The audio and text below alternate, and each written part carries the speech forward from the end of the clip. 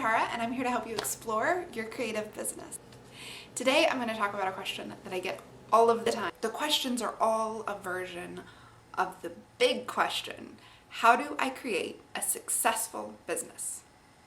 That's the thing everybody wants to know. All of your questions can come down to that one big question. So I thought today, let's answer it. Let's have the answer. And I have two answers. One is really simple, and one is a lot more complex. The simple answer is you create a product that other people want to buy.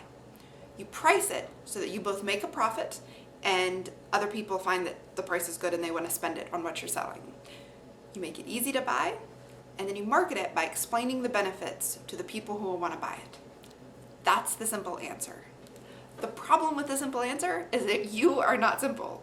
You are complex. You have a bunch of different ideas about what you want out of your business and what you want to put into it.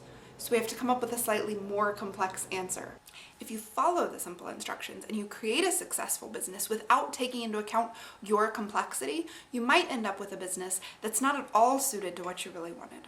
For example, I have a friend who created a financially successful service-based business, except she doesn't do it anymore because even though it made way more money than she could have imagined, she didn't actually like the work. She didn't like the kind of clients she was working with and the kind of job she was doing, and she got completely burnt out, stopped doing it altogether. I have another friend who's successful at creating a large audience. The problem is that audience is not actually buyers of what she sells.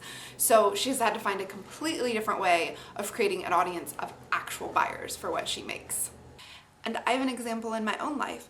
I opened a local yarn store and it was successful by a bunch of the metrics I thought I'd use to measure it, and it got local press and it made money, and I got to buy supplies from small independent yarn makers. But I didn't actually like it. I didn't like being in the shop every day. I didn't like running the reports I had to do. I didn't even really like doing the ordering.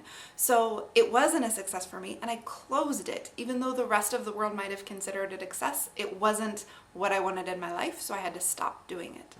So your real question isn't how do I have a successful business, but how do you have a business that's successful to you, that meets your needs and your desires, and you get to put into the business what you want to put into it, and you get to get out what you wanted to get out of it. And the answer to that question isn't so simple. It's a lot more complex because you are complex. The answer is you explore. You explore that complexity. You explore what it is that you want out of your business. Maybe it doesn't look like what everybody else wants out of their business. And then you explore what you want to put into your business, the time you want to spend, the money you want to invest, the resources and creativity and self-expression that you want to pour into that business. You explore what that looks like for you. You also explore what works best for you and to your people. The good news is you can do this as you build your business. You don't have to stop right now. You don't have to do this before you start having a business. You do this as you work on your business, because being in business teaches you more of this if you know where to look.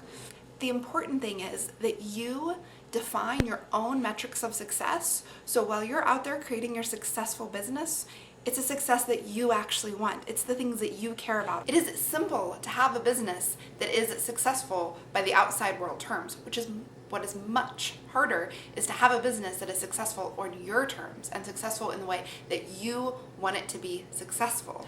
I'd love to hear how you define success. Go to taraswiger.com, leave a comment below this video, and tell me what is your definition of success for your business, the one you're building right now.